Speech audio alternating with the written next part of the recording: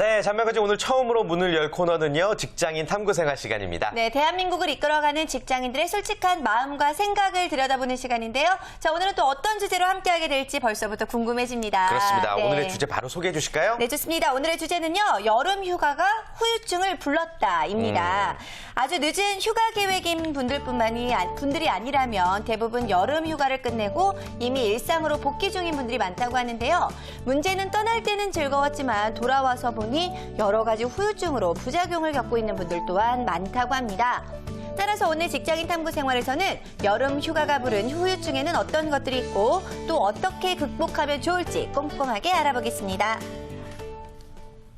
네, 오늘의 주제 들으신 것처럼 여름 휴가 후유증에 관련한 이야기들입니다. 다양한 이야기들이 나올 것 같은데요. 무심히 지나칠 수 없는 직장 내 풍경이에요. 네, 예. 그렇습니다. 여름 휴가를 다녀오신 분들이라면 아무래도 이 후유증 겪으신 분들 굉장히 많이 있을 것 같은데 특히 직장인 같은 경우에는 비중이 더 높다고 하죠. 네, 맞습니다. 우선 저부터 아직 후유증에서 벗어나지 못하고 있는데요. 네.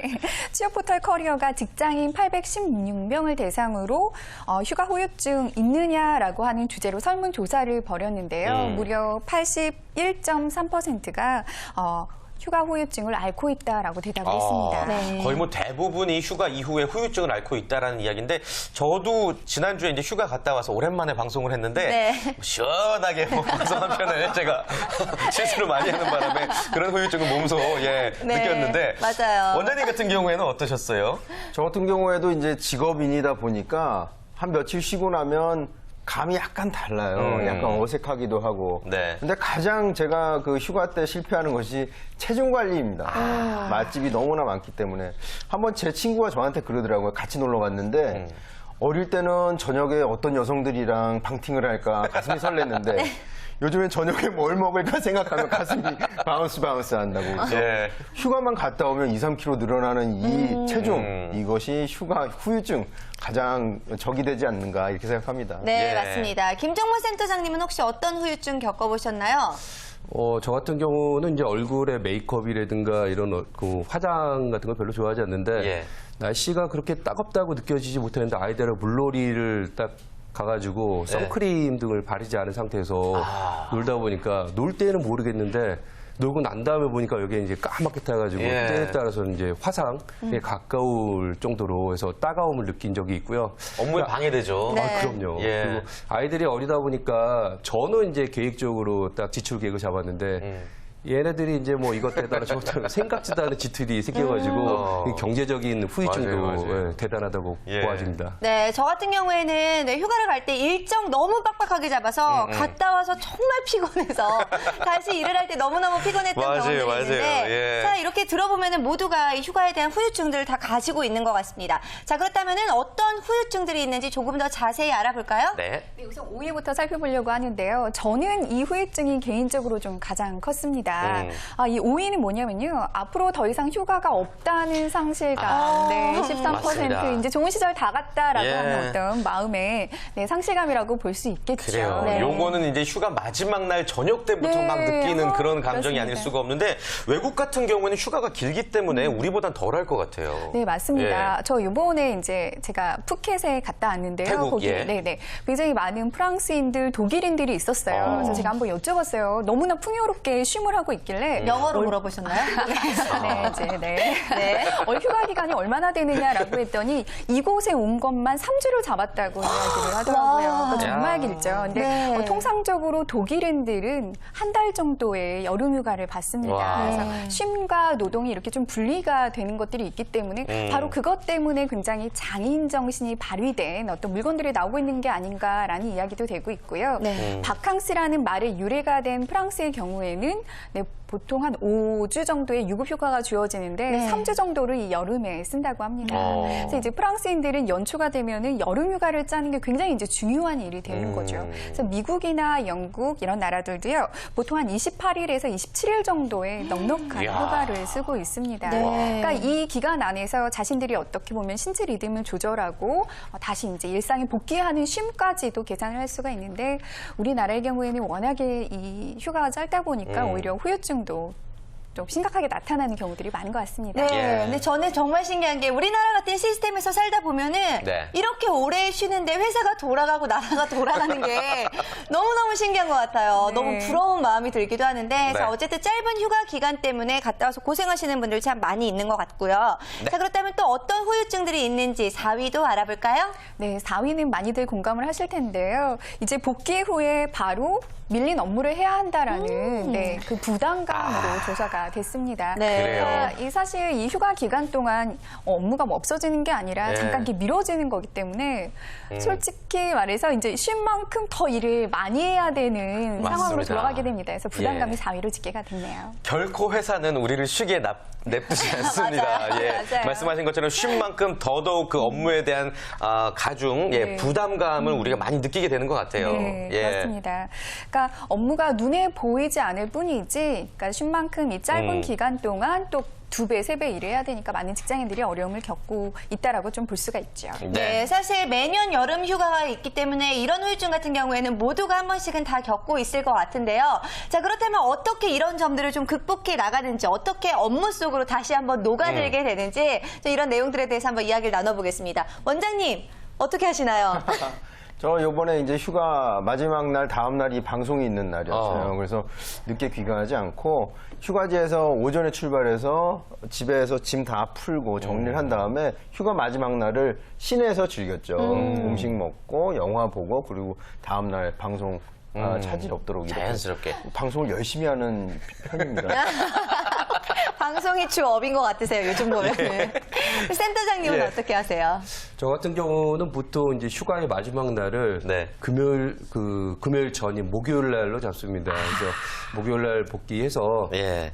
그날 쉰 다음에 이제 금요일 날은 밀린 업무에 대해서 빡빡하게 일정을 가져가고요. 예. 그러다 보면 그동안 느슨했던 일과에 대해서 다시 그 패턴을 가져올 수 있는데 그러면서 느끼는 게 이제 그 다음날 토요일이고 일요일이라는 생각이 굉장히 즐겁게 만드는 편하죠. 네. 네. 그래서 휴가를 항상 목요일 날로 이렇게 끊어가는 스타일입니다. 아, 그래요. 휴가 스케줄을 잘만 조정한다면 업무에 대한 부담감도 줄이실 수 있으니까 참고하시길 바라겠습니다. 네. 자, 그렇다면 직장인들이 꼽은 여름 휴가 후유증 3위 한번 알아볼까요? 네, 3위는 어떤 거냐면 이제 경제적인 부분에 대한 이야기인데요. 네. 아무래도 휴가 때 많이 먹고 놀고 마시고 하면서 쓴 비용들이 있잖아요. 근데 이제 이것을 이제 고스란히 갚아야 되는 것들이 있기 때문에 경제적인 부담이 크다라는 대답이 14%로 집계가 됐습니다. 네, 맞습니다. 네. 사실 요즘은 해외에서도 이제 신용카드를 쓸 수 있기 때문에 외국에 나가서나 아니면 휴가지에서 나도 모르게 썼던 맞아요. 신용카드가 나중에 폭탄이 돼서 날아올 네. 때가 있고 네. 아까 센터장님도 말씀을 하셨지만 아이들 키우다 보면은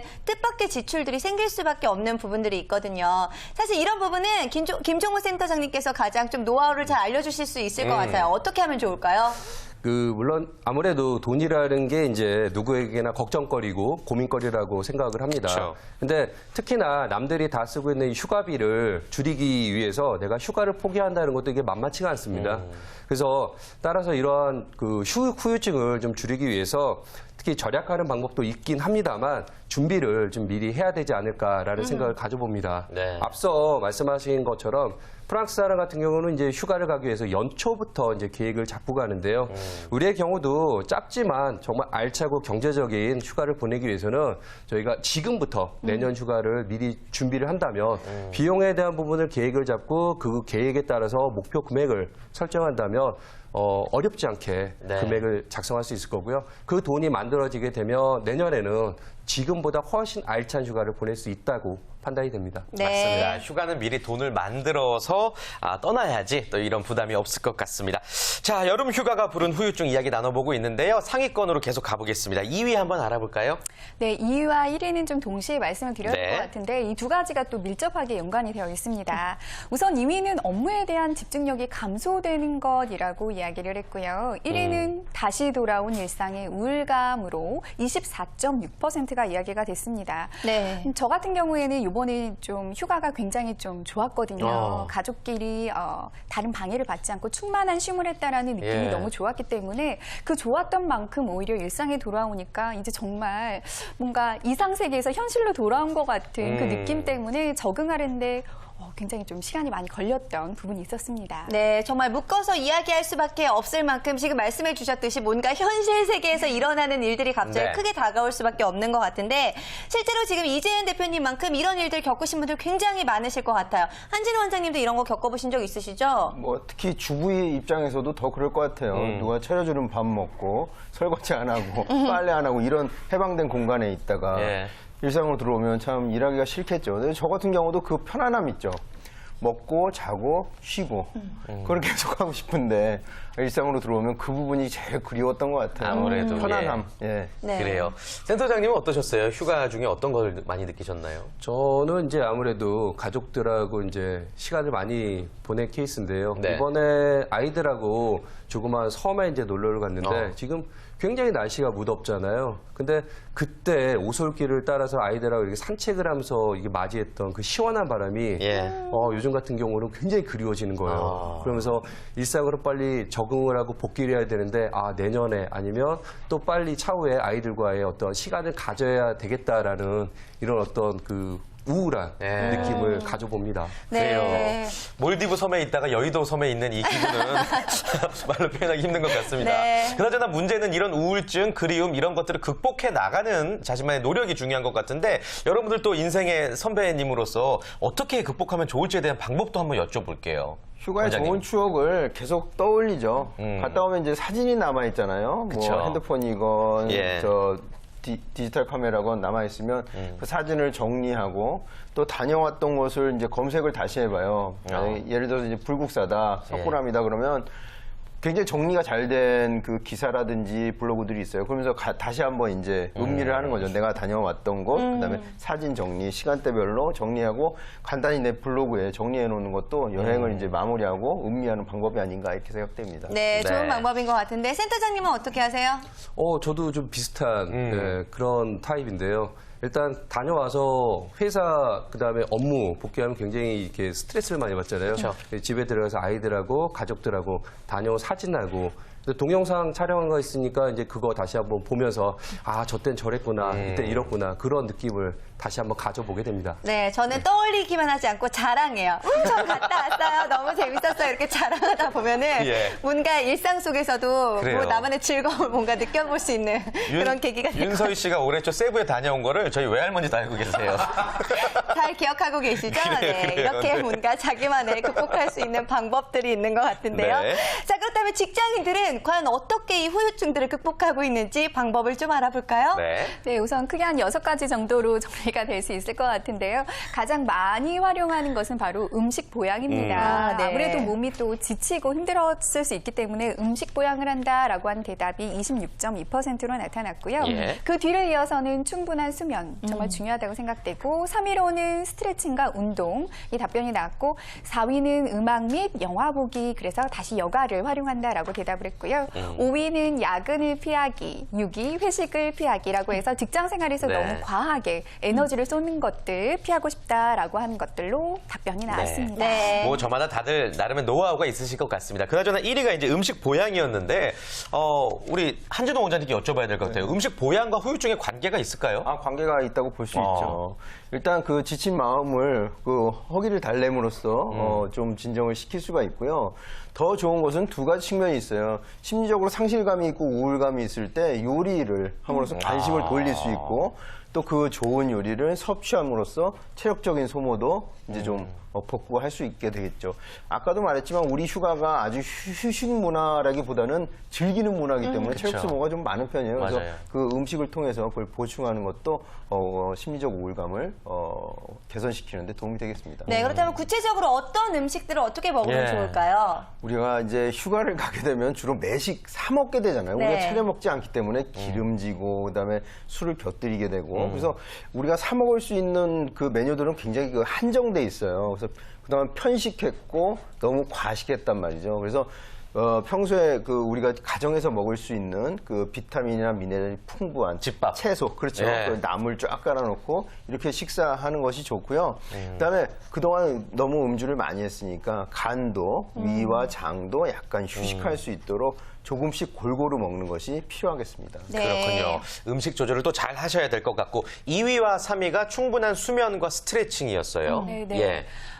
충분한 수면은 다들 많이 좀 동의를 하실 것 같아요. 우리가 몸이 조금 안 좋다, 리듬이 깨졌다라는 느낌을 받을 때 충분히 이제 수면을 해주면 다시 그 회복을 하는 느낌을 받으실 수 있을 텐데 중요한 것은 이 충분한 수면에 대한 기준이 다 개개인마다 다르다라는 거죠. 어떤 사람은 6시간이 될 수도 있고 어떤 사람은 8시간이 될 수도 맞아요. 있고 이거를 이제 본인이 잘 알아서 이제 활용을 하시면 좋을 것 같고요. 무엇보다 그 규칙적인 운동이나 산책은 우울했던 정서나 조금 무거웠던 몸과 마음을 깨우는 어떤 중요한 방법이 될 수 있기 때문에 같이 좀 활용을 하신다면 이 후유증을 극복하는 데 좋은 방법이 될 수 있을 것 같습니다. 네, 정말 많이 공감이 되는 게 사실 너무 피곤하거나 스트레스 받을 때 자고 일어나면 참 개운한 느낌을 받잖아요. 그런 만큼 충분한 휴식도 취해주시면 좋을 것 같은데 순위 코너에 있는 이야기가 또 음악 감상이나 영화 감상이 있는데 이건 어디에 어떻게 좋은 건가요?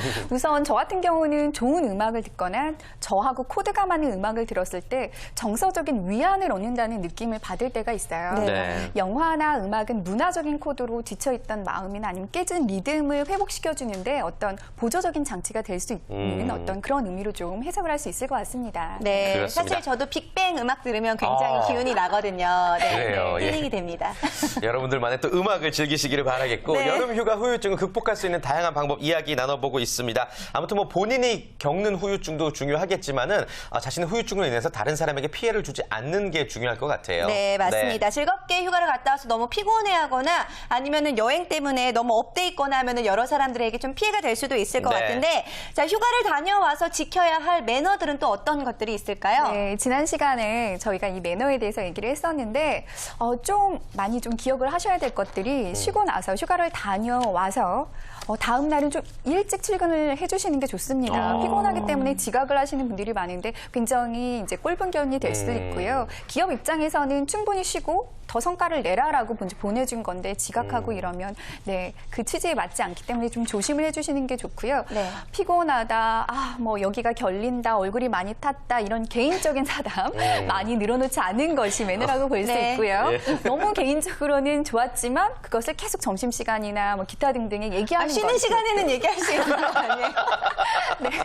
아니, 쉴 때 얘기할 수도 있잖아요. 맞습니다. 그래서 너무 과하지 않게만 예. 이야기를 해주시는 것이 좀 필요한 매너일 것 같습니다. 네, 그래요. 좋습니다. 그러니까 꼭 이게 동남아 갔다 오신 분들이 꼭 이럴 때가 있어요. 그 업무 시간 중에 말린 바나나 먹고 싶다. 이래서 말린 파인애플 먹고 싶다. 아니 껍질 이렇게 벗기시는 분들도 있어요. 이렇게 피부가 너무 탔어. 탔어요 하면서 그래요, 이렇게. 그래요. 네, 제가 그랬고요. 네. 네, 아무튼 휴가 좋습니다. 잘 다녀와서 동료들에게 피해를 주는 행동 조심하셔야 될 것 같습니다. 원장님이나 센터장님도 이런 부분 좀 조심했으면 좋겠다 하고 싶어 할 수 있으세요? 오늘도 이제 방송하다 보니까 예. 윤서희 특집이 됐네요. 지나친 거 아시죠? 저 가지도 않았다고요, 휴가. 지명도 잘 몰라요. 코타키 나발루. 코타키 나발루. 네, 엄청 멋진 곳이죠. 뭐 형편상 못 간 사람들도 있는데 너무 이렇게 지나치게 과시하는 타입. 아니 근데 이렇게 하면 정말 제가 그런 것 같잖아요. 예. 그랬잖아요.